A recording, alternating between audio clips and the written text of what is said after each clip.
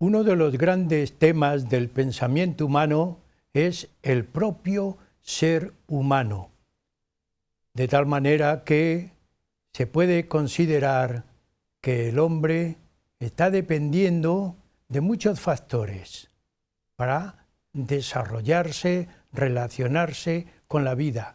Y uno de ellos es la relación con la tierra. Nos preguntamos muchas veces, ¿la tierra pertenece al hombre o el hombre pertenece a la tierra? El hombre busca relación con la tierra porque ésta influye en todas las condiciones de vida. Hay hasta un pensamiento que es muy claro. ¿Realmente el hombre tiene una independencia de la tierra? Es un pensamiento que nosotros queremos lanzar. ¿O el hombre está realmente su ritmo de vida sometido al ritmo de vida que tiene la tierra? Con estas ideas, huellas de nuestro tiempo, hoy piensa, reflexiona la capacidad de adaptación que tiene el hombre en la tierra y sobre la tierra. El título que les vamos a ofrecer es el siguiente: Ritmos biológicos.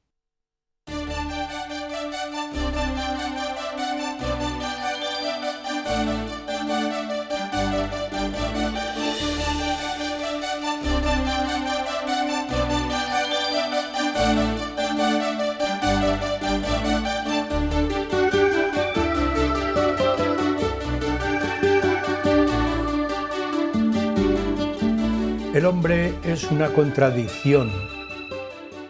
En términos generales, se piensa que dependemos de nuestro pensamiento. Sin embargo, la realidad nos hace ver que dependemos de la tierra. El tema va a ser tratado y expuesto, el tema de ritmos biológicos en el ser humano, por doña Marisol Gómez Rodríguez, que la damos, como siempre, la bienvenida al programa. Así que Marisol, bienvenida y muchas gracias por de nuevo acudir. Ya va siendo, diríamos, habitual que cada llamado, entre comillas, curso, y tú colaboras con un tema y nosotros felices por tenerte y escucharte. Así que bienvenida al programa, Marisol. Amigo, doña Marisol, y digo Marisol porque en el sentido entrañable, familiar, así es como la llamamos, Marisol es doctora en farmacia, especialista en farmacia hospitalaria, fue jefe de servicio en el Hospital Provincial de Toledo y en aquella época tuvo la suerte de investigar un trabajo maravilloso referido al siglo XIX, el Hospital de la Misericordia, que tuvimos también la dicha de leerlo y en otro momento también exponerlo como programa en Huellas de nuestro tiempo. Doña Marisol es una investigadora incansable, publica en numerosas revistas y no para de estudiar, que es lo bueno. Así que, con ese planteamiento, primera cuestión, Marisol. Vamos a situar el tema. Es un tema precioso. Yo he tenido la suerte también, porque tú siempre me ilustras, me informas de leer tu trabajo.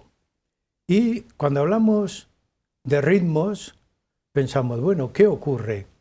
Parece como que el ritmo está unido a la cultura, el ritmo está unido a la naturaleza, el ritmo está, me refiero al ritmo biológico también. ¿Cómo nos puede situar el tema? Vamos a ver, la Tierra en el movimiento de rotación hace que transcurran los días y las noches, y en el movimiento de traslación alrededor del Sol hace que aparezcan las estaciones primavera, verano, otoño e invierno. Entonces todos los seres vivos que habitamos la Tierra da igual que sean vegetales o animales, que sean simples o complejos, nos tenemos que adaptar a estos ritmos que nos va marcando la Tierra. Y nos adaptamos mediante lo que se llaman ritmos biológicos. Un ritmo biológico lo podemos definir como la oscilación de un parámetro biológico en un tiempo determinado que llamamos periodo. Y para ilustrarlo un poquito y hacerlo más comprensible voy a poner varios ejemplos. El corazón tiene dos movimientos, el movimiento de sístole, que se contrae y arroja la sangre al torrente circulatorio, y después la diástole, que se relaja y se vuelve a llenar de sangre. Entonces este movimiento lo hace el corazón entre 60 y 100 veces por minuto en un individuo, en un adulto sano. Otro ritmo biológico es los movimientos respiratorios. Inspiramos, pausa posinspiratoria, expiramos, pausa posexpiratoria y volvemos a expirar. Esto en un adulto sano se hace de 12 a 20 veces por minuto. El ciclo ovárico de las mujeres se produce en 28 días. Todos los días alternamos periodos de trabajo y periodos de descanso. Dormimos durante la noche y trabajamos durante pero el día. eso también lo hacen los animales, Los ¿no? animales, todo, y las plantas, todos los seres vivos nos tenemos que adaptar a este ciclo Es decir, que la Tierra nos está, diríamos, programando la vida. Exactamente. Entonces, según la duración del periodo, o sea, el tiempo que tarda en completarse un ciclo, los ciclos reciben distintos nombres. Tenemos los ciclos que tardan 24 horas en completarse, nuestro ciclo de sueño y de vigía, pues se llama ritmo circadiano, porque la duración está cerca del día, aproximadamente, se repite cada 24 horas. Son dos términos latinos, circa y dianos, de día es día y el día. Sí, ese es el ritmo circadiano, el ritmo del sueño vigilia, entendiendo. Ritmo circadiano. Después hay otros ritmos que tardan muchísimo más en completarse que un día. Entonces eso reciben el nombre de ritmos infradianos, porque tardan en completarse en más de un día.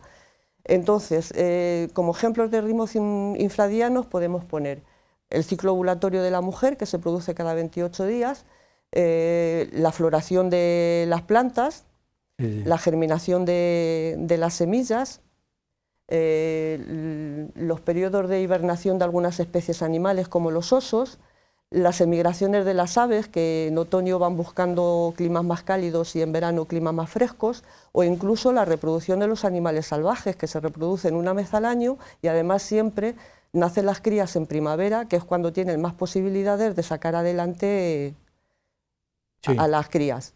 Y después están los ciclos ultradianos, que son aquellos que se producen muchísimos ciclos en un periodo. En el día se producen infinidad de ciclos, que es, por ejemplo, el ritmo cardíaco, el ritmo respiratorio, las conexiones neuronales. Bueno, yo creo que lo entendemos. Ahí tenemos un ultradiano. Ultradiano, sí. Entendemos alrededor de... Es decir, el día es quien marca, ¿no? Claro, el día está regulado por el movimiento de la Tierra. Sí, exactamente. Es decir, lo mismo que el de traslación también influye en las estaciones. En el individuo, en la persona en este caso, pero influye en todos los animales, influye también en las plantas. Y vemos que cuando llega la primavera afloran, cuando llega el otoño decaen. Es decir, que la Tierra, diríamos, el universo es una interrelación de seres, ¿no? Así diríamos, podemos decir, bueno, es para enterarnos bien. Pero todo esto que tú has expuesto está regulado por algo. Y tú misma me has dicho, es que hay un reloj principal, me comentabas. ¿Qué es eso de reloj principal? Pues, todos los ciclos están regulados por los relojes biológicos. Entonces, en los vertebrados, en los animales vertebrados y por supuesto en el hombre, el reloj biológico central está localizado en el núcleo supraquiasmático, que es una formación cerebral, que es la que nos adapta al día y a la noche. Y es la que nos sincroniza con el movimiento de la Tierra. Pero luego, aparte de eso, hay otros relojes periféricos que están en los tejidos y en los distintos órganos, que son los que ajustan la función específica de ese órgano y tejido, y luego a su vez están sincronizados con el reloj central. Entonces lo vamos a explicar un poquito porque parece muy complejo, Marisol, pero es relativamente sencillo. Es diríamos, una perfección sí. Completísima. Sí, entonces los relojes periféricos en realidad son genes reloj. Un gen reloj es una porción de ADN. El ADN es como una librería inmensa en la que estuvieran todos los manuales de instrucciones de las funciones que tiene que realizar nuestro organismo. Y cada manual de instrucciones pues es un gen. Entonces, en este caso, el gen reloj lo que hace es que tiene toda la información sobre el ciclo que tiene que controlar. Entonces, este gen reloj, hay un esquemita ahí en pantalla que nos indica más o menos cómo funciona de forma muy esquemática. El gen reloj es capaz de expresar una proteína. Entonces, esta proteína que expresa el gen reloj tiene distintas funciones. Por una parte, es capaz de activar otros genes que tienen que entrar a formar parte de la función fisiológica de la que se trate, son capaces de ajustar el ritmo a su periodo y además son capaces de autorregular el gen reloj. Por ejemplo, los genes relojes del corazón son los que cuando amanece le dicen al corazón: espabila, que empieza el periodo... Que llegas tarde. Espabila, que empieza el periodo de actividad y hay que bombear más sangre, hay que aumentar el ritmo. Sí. Y luego por la noche, como baja la actividad, pues baja el gen reloj, le indica al corazón que tiene que bajar su frecuencia cardíaca. Que también para los dormilones y los que se despiertan muy temprano está regulado. Bueno, ahora eso, los genes relojes son los que regulan la actividad de los distintos órganos y tejidos, pero luego todos ellos están en sincronía con un reloj que es el reloj principal. Entonces, el reloj principal, que ya he dicho antes, que se localiza en el núcleo supraquiasmático, tiene dos fases: una fase nocturna y una fase diurna. Antes de empezar a explicar las fases nocturnas y las diurnas, voy a nombrar las distintas formaciones que intervienen en la regulación del reloj biológico principal. Sí. Entonces, por una parte, el reloj biológico principal funciona según haya luz o no haya luz. También forma parte del reloj biológico la retina, una serie de transmisores químicos que son la melatonina y el cortisol fundamentalmente, y unas estructuras cerebrales que son el núcleo supraquiasmático, el hipotálamo, la hipófisis o glándula pituitaria y la glándula pineal. Y luego, no está puesto en el esquema, pero el último paso sería las cápsulas suprarrenales, que son las que intervienen en la fase diurna. Bueno, bien, me parece que hay un esquema con un corte lateral de cerebro para explicar dónde están situadas estas formaciones. Lo pueden poner, lo veríamos. Entonces, ahí en el corte vemos una zona amarilla en el centro, bastante extensa, que es el hipotálamo. Eso está situado en la base del cerebro. Después hay como una glándula chiquitita que está colgando del hipotálamo, que también está en amarillo, que esa es la glándula pituitaria o la hipófisis. El núcleo supraquiasmático, no sé si se apreciará, es una formación verde que se ve en una de las esquinitas del hipotálamo. Y después, en la parte de la derecha, está la glándula pineal, que es una formación, en el esquema está puesto en color morado. Entonces ahora vamos a ver cómo se produce el funcionamiento del reloj en la fase nocturna y en la fase diurna. Muy bien, para los dormilones y los que van muy rápidos. Bueno, la fase nocturna, cuando empieza a caer la luz por la tarde, empieza a oscurecer, esta ausencia de luz impresiona la retina. La retina manda una señal al núcleo supraquiasmático. Entonces el núcleo supraquiasmático manda otra señal a la glándula pineal y se libera una hormona que es la melatonina. Esta melatonina es la hormona que nos provoca el sueño, lo que hace es que nos relaja, nos hace quedarnos tranquilos, a gusto y dormimos. Entonces, la fase de sueño es muy importante porque durante el sueño se van a restablecer muchas funciones físicas. No se paran los relojes. No. La actividad, cuando dormimos, la actividad fisiológica baja y la actividad psíquica.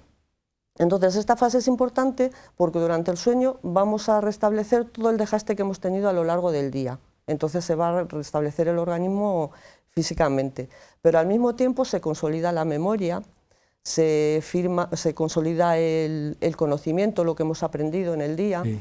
se modula la... Marisol, aunque sea un paréntesis, para los que nos escuchan, los estudiantes, lección aprendida. Sí, hay que acostarse dormida. con el libro en la cabeza, ¿no? Lección Con la dormida, lección aprendida. Sí. Sí. Después se regula también la inmunidad y también se producen una serie de hormonas que son necesarias para la vida. Por ejemplo, todas las hormonas del ciclo reproductivo se producen por la noche, la estimulante del tiroides también se produce por la noche.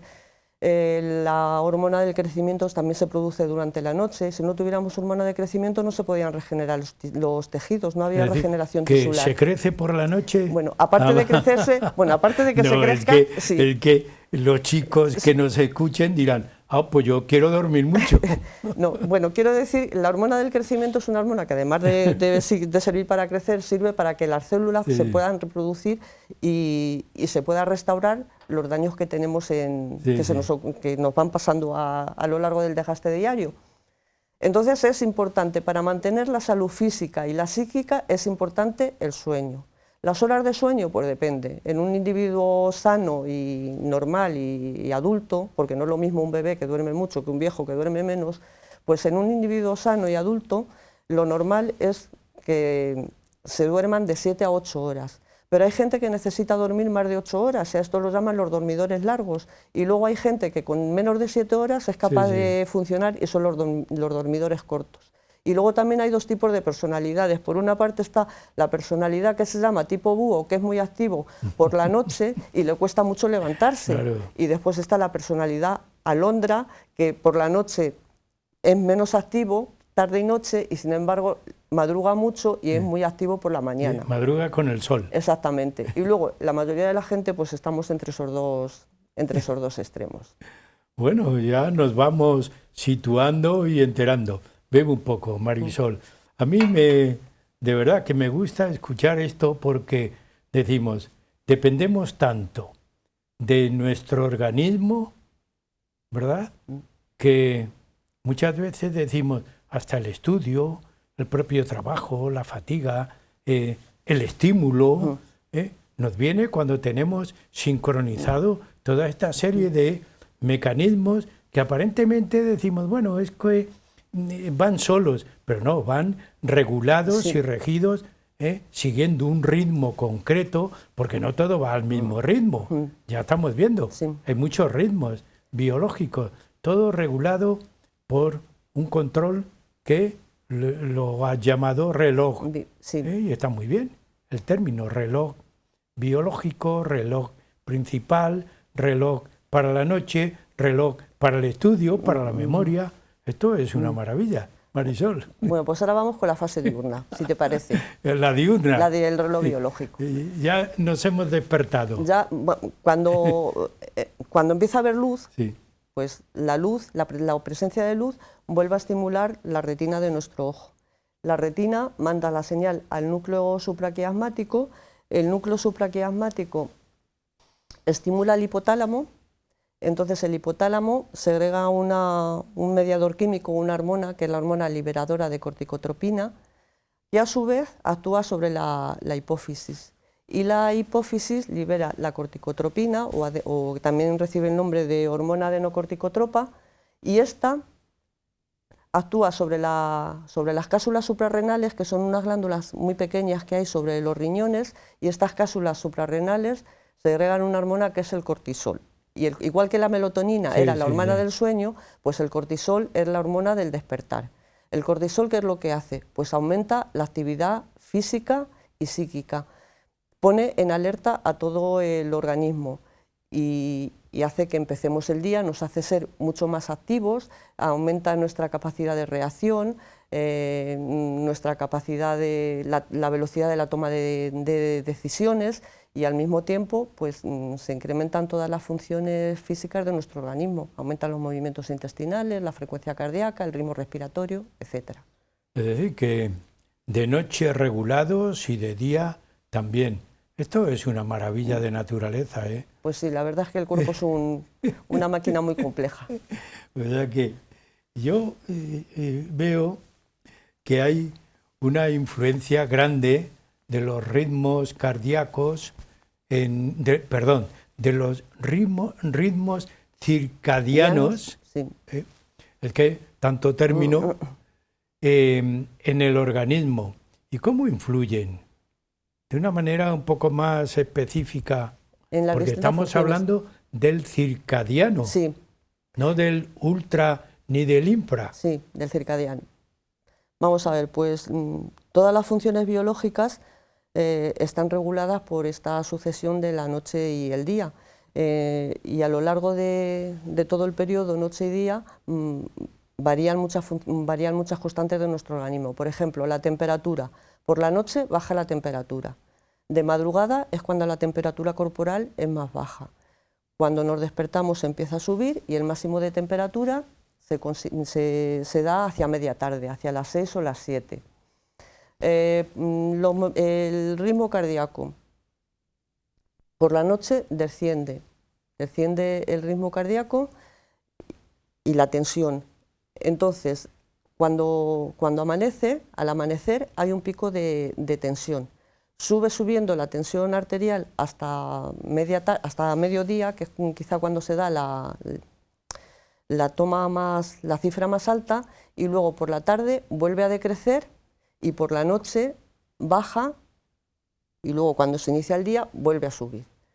Hay hormonas que solamente se producen durante el periodo nocturno. Por ejemplo, todas las hormonas que están relacionadas con la reproducción, las hormonas masculinas y femeninas, se producen por la noche.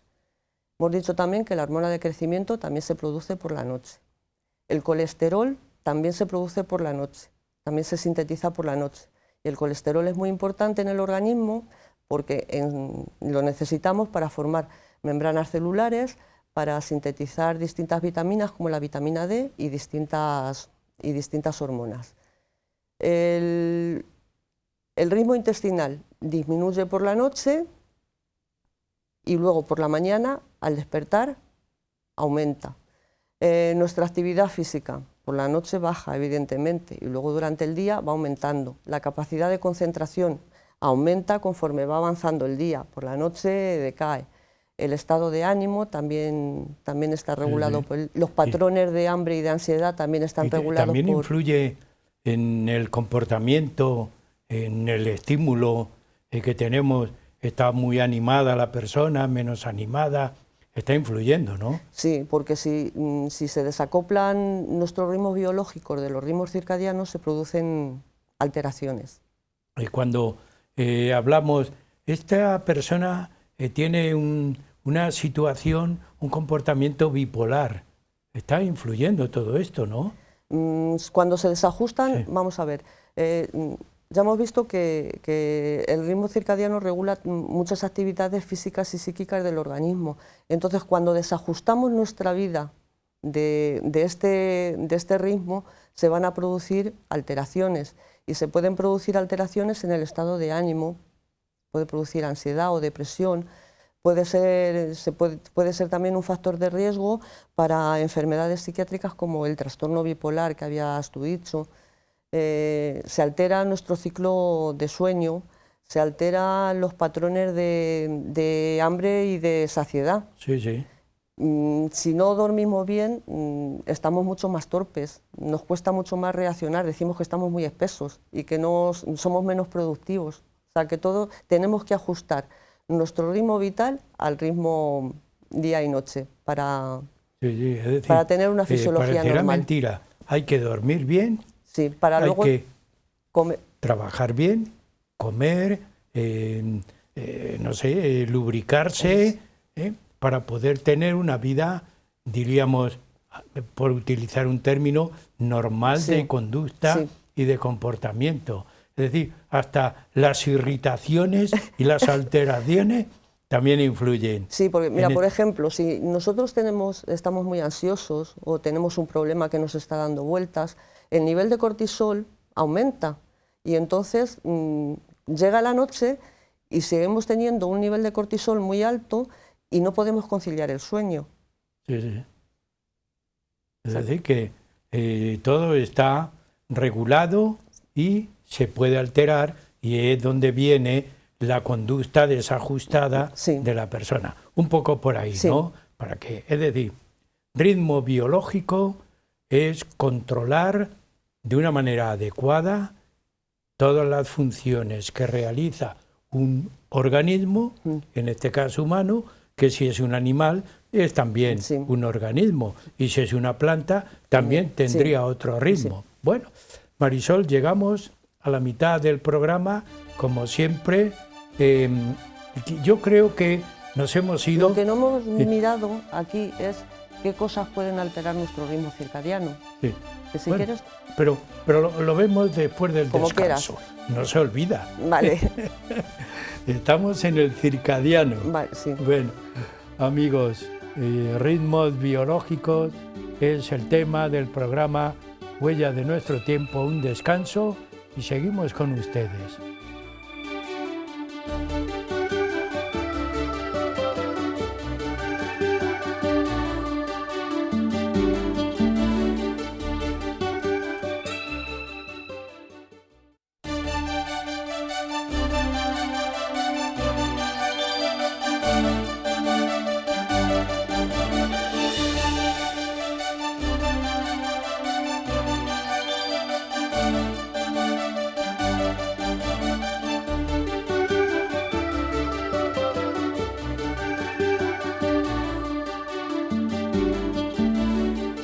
Continuamos en el programa Huellas de nuestro tiempo, que hoy estamos tratando un tema de salud, de organismo, de pensamiento, de sentimiento, de acción, que es el ritmo biológico que tiene un ser, en este caso el ser humano.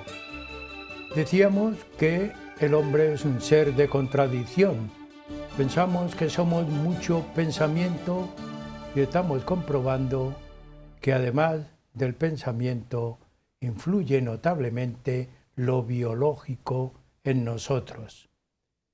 La doctora doña Marisol Gómez Rodríguez nos ha hablado de ritmos biológicos, de relojes, que a mí me llamaba mucho la atención el término, pero muy adecuado el uso.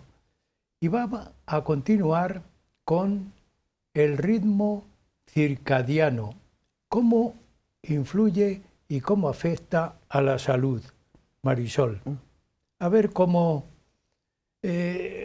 intentamos, quien escucha, oye, yo he de tener regulado mi ritmo, porque voy a ritmo acelerado cuando resulta que no debo ir tanto.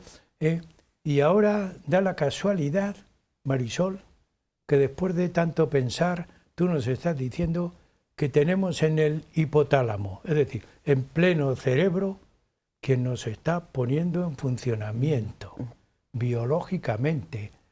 Es decir, que esto es para pensar. Es decir, tengo que ir al ritmo que me marca biológicamente mi estado normal corporal, ¿no? Sí. Porque hay gente que va a un ritmo acelerado cuando no debe ir a ese ritmo acelerado. Todo eso afecta, influye en la salud. Sí. Es así lo que yo voy intuyendo. Bueno, pues Marisol, a ver, acláranos. Bueno, cuando hay desajustes de nuestra manera de vida, cuando no se ajusta al ritmo que tenemos que llevar de descanso y actividad, o sea, al ritmo de las 24 horas del ritmo circadiano, se producen enfermedades tanto de tipo físico como de tipo psíquico, porque se rompe el balance energético y el balance metabólico. Entonces, se pueden dar enfermedades de tipo psíquico, como he dicho antes, que puede ser la ansiedad, la depresión, los trastornos bipolares, pero también se pueden dar enfermedades de tipo físico. El no ajustar nuestro ritmo de vida al ritmo que nos marca la Tierra, pues puede ser un factor de riesgo para enfermedades como la obesidad, la diabetes o incluso los trastornos cardiovasculares. Es decir, que hay factores que alteran el ritmo. Sí. ¿Cómo podemos aclarar un poco más esos factores que alteran el ritmo biológico circadiano? Pues los podemos dividir en dos grupos, unos que son factores propios del individuo y otros que son factores externos. Como factores propios del individuo tenemos la edad, el ritmo circadiano cambia, no es lo mismo en los bebés que en los adultos que en los ancianos. Pero también las enfermedades de base que tengamos y el dolor nos pueden alterar el ritmo porque no nos dejan dormir. Sí, sí. Si tenemos problemas, si tenemos estrés, preocupaciones y ansiedad, eso también nos altera nuestro ciclo de sueño-vigía. Y después hay otra serie de factores externos que podemos controlar. Por ejemplo, si hace mucho frío o mucho calor, si no tenemos unas condiciones en la habitación donde dormimos, no tenemos unas condiciones adecuadas, se altera nuestro ritmo porque se altera nuestro ciclo de sueño. Tanto el frío como el calor no nos dejan dormir. Hay otros factores externos como pueden ser el tabaco, el alcohol, la cafeína, que también alteran el ciclo. También puede alterar el ciclo sueño-vigilia pues el uso de las pantallas. El utilizar los ordenadores y los videojuegos por la noche pues nos engañan al ojo. El ojo está mandando señal de luz y altera el sueño. Hay que utilizar las pantallas fundamentalmente de día. Sí, por la noche. O por lo menos más. Sí, por la noche es mejor no utilizarlas porque la luz azul de las pantallas puede alterar el ritmo. Luego también los viajes que se hacen y que se recorren usos horarios distintos. Por ejemplo, los viajes que se hacen de este a oeste o de oeste a este, como va cambiando el uso horario, pues sí, eso también nos altera el ciclo. Altera el ciclo también los trabajos a turnos, porque estamos cambiando, alterando nuestro ciclo normal y muchas veces, o sea, los trabajadores nocturnos tienen alterado su ritmo, por eso hay siempre un plus que se paga en los trabajos a turnos por esa peligrosidad y ese riesgo. Y luego también altera nuestro ritmo circadiano los cambios de hora. Ahora cuando cambiemos la hora el domingo próximo, pues estaremos unos días que estamos un poco como descentrados. A unas personas les afecta más que a otros, y a unos les afecta más el cambio de primavera y a otros el cambio de otoño, pero luego en cuestión de 10-15 días ya está todo regulado y ya funcionamos estupendamente. Y continuamos poniéndonos a tono, diríamos, sí, en funcionamiento. Sí, en unos días se ha reajustado el organismo y ya seguimos haciendo nuestra vida normal. Pero todo eso lo regula el reloj principal. El reloj principal es el que regula todo eso porque es el que nos acomoda a los cambios de luz y al cambio del día y de la noche.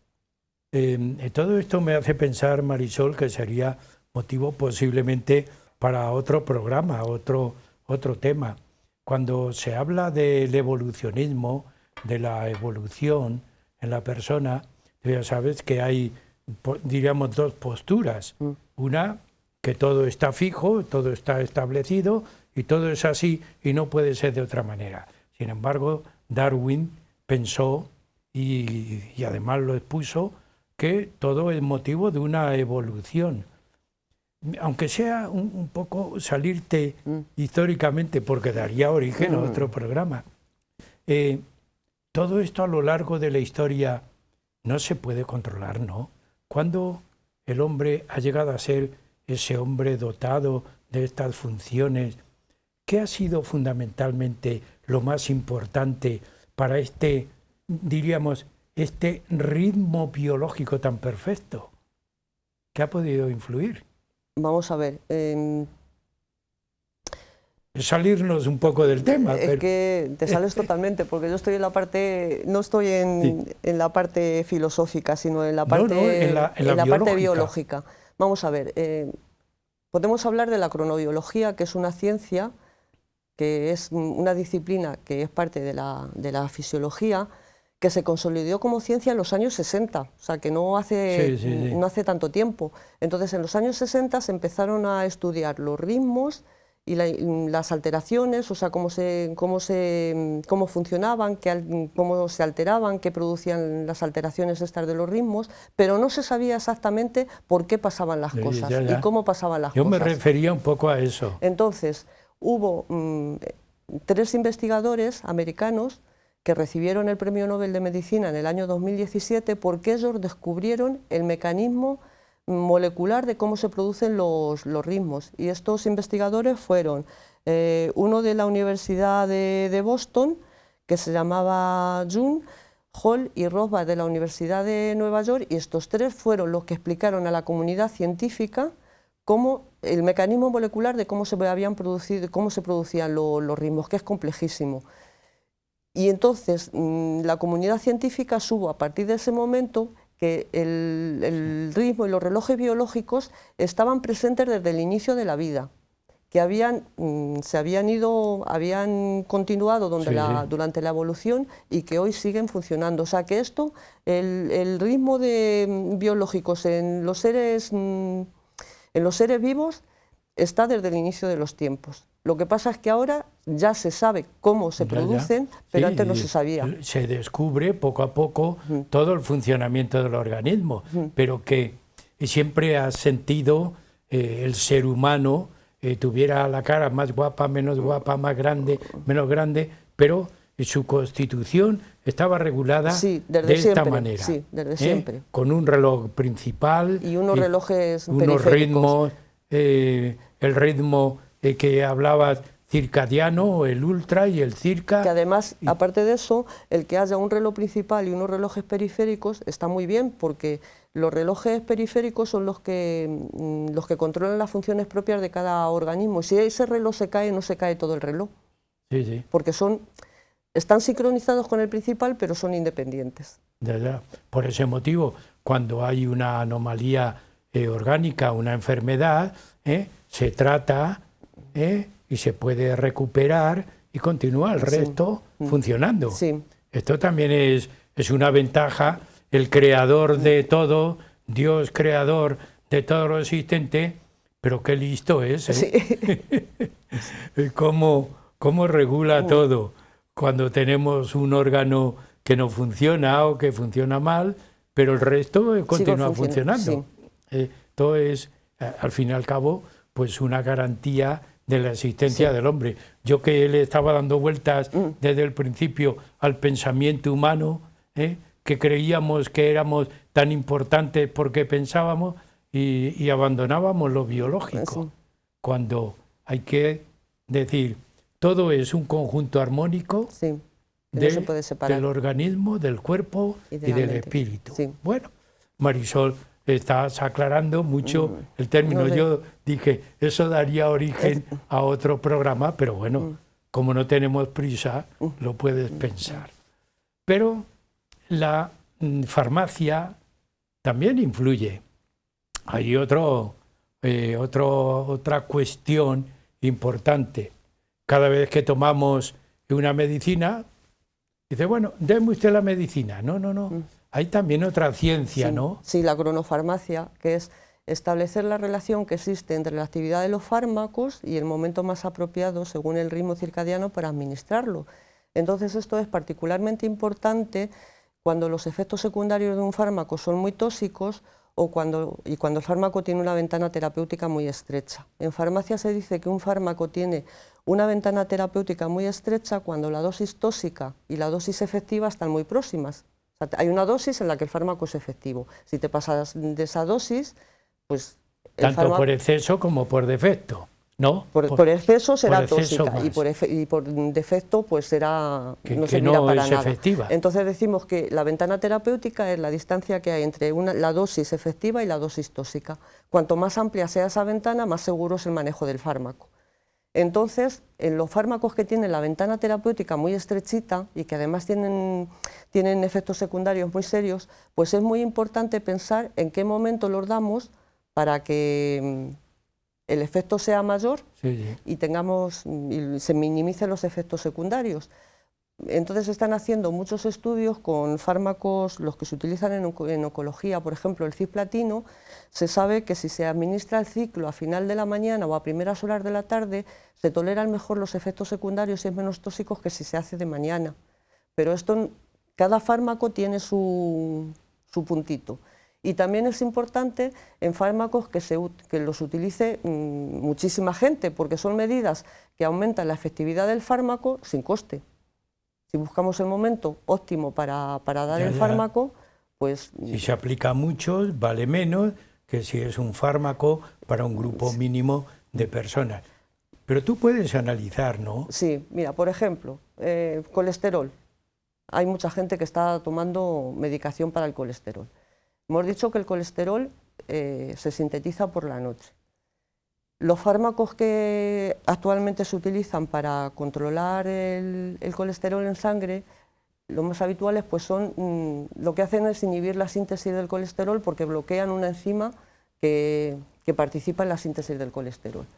Entonces, si yo ese fármaco me lo tomo, que son las estatinas, que todo el mundo las conoce, la simvastatina, rosuvastatina, pravastatina, bueno, pues si el fármaco ese le tomo por la noche, voy a tener por la noche el nivel, porque un fármaco cuando se administra se absorbe, llega a su nivel, a su dosis, a su nivel eficaz y luego empieza a caer la concentración. Entonces voy a tener la concentración máxima del fármaco por la noche. Luego, la medicación para el colesterol conviene tomársela por la noche. Vamos con la tensión.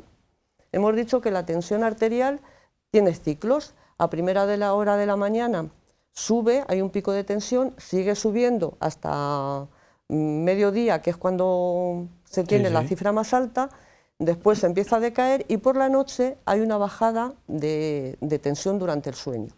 Entonces, antes se decía, bueno, vamos a ver, si yo tengo un pico de tensión por la mañana al despertarme, pues lo lógico sería tomar la pastilla de la tensión a esa hora. Pero ahora se ha visto que ese descenso de tensión que hay durante la noche es tan importante para evitar efectos cardíacos, o sea, accidentes cardíacos tipo infartos o accidentes tipo ictus, que es tan importante el tener bien controlada la tensión arterial durante el día como que se produzca ese descenso por la noche. Entonces ahora lo que se aconseja, porque hay, a partir de los 55 años hay gente que durante la noche no tiene esa bajada de tensión. Lo que se aconseja es que por lo menos si hay varios fármacos que se utilizan para tratar la tensión, por lo menos uno se tome por la noche. Entonces aquí no vale decir yo me voy a coger y mejor consultar con el médico, que el médico regule. Y porque además, según el tipo de fármaco que sea, a lo mejor por la noche no nos viene bien tomarlo. Pongo el ejemplo. Cuando se inicia un tratamiento de hipertensión arterial, lo primero que te dicen es dieta y ejercicio. Cuando la dieta y el ejercicio no funcionan, entonces se pone medicación. Y habitualmente pues se empieza con un IECA, que son, la gente los conoce porque son los captoprilos, los enalaprilos, los ramiprilos, o con un sartán, el candesartán, el losartán. Entonces, si eso no funciona, se le añade un diurético al tratamiento. Entonces, los diuréticos, ¿qué hacen? Que aumentan el volumen de orina y nos hacen, tenemos más ganas de orinar al tomar el diurético.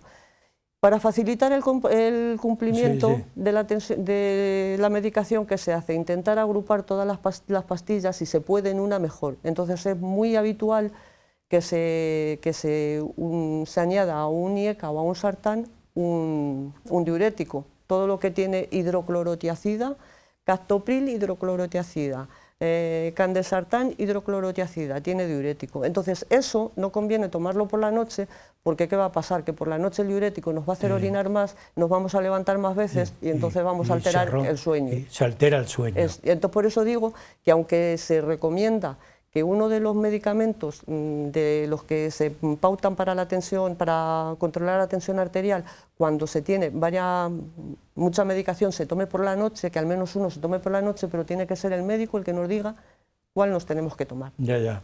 No se puede uno administrar medicamentos. Si no, esto ya es pero una que vamos, norma. si tienes alguna duda de cuándo tomar el medicamento, pues le preguntas al médico o le preguntas al farmacéutico, que para eso estamos. ¿Hay algo más que podamos escuchar? Sí, por ejemplo, los corticoides, que también son de uso habitual. Pues los corticoides habitualmente se pautan por la mañana porque la producción de corticoides se hace por la mañana. Ya vimos que aumentaba la síntesis del cortisol y a partir de eso del resto de los corticoides que se necesita en el organismo. Entonces es mucho mejor adaptar las tomas del corticoide al ritmo circadiano del corticoide y darlos por la mañana, que es cuando los niveles son más altos.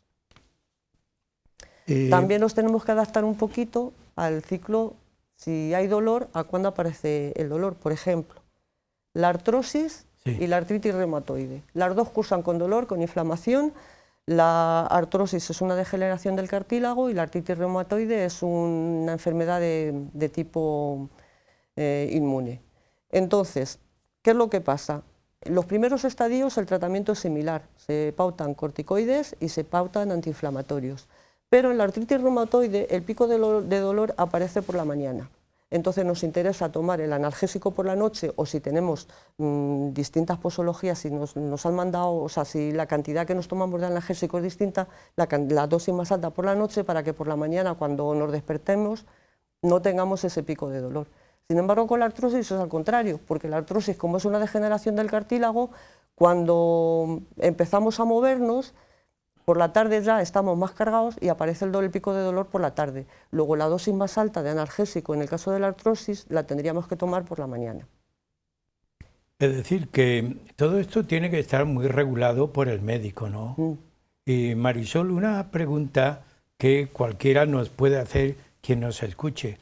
¿Pero conviene tomar muchas medicinas?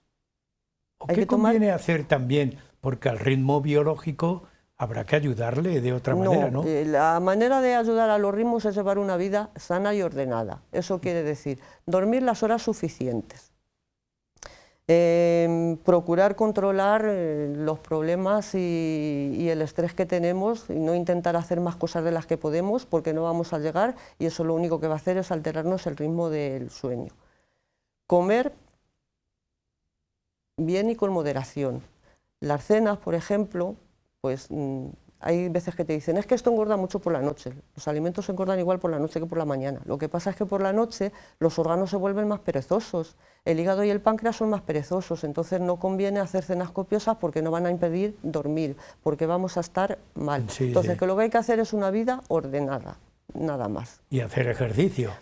Lo de siempre, comer, dormir, hacer ejercicio, beber suficiente cantidad de agua y procurar controlar el estrés de la vida diaria.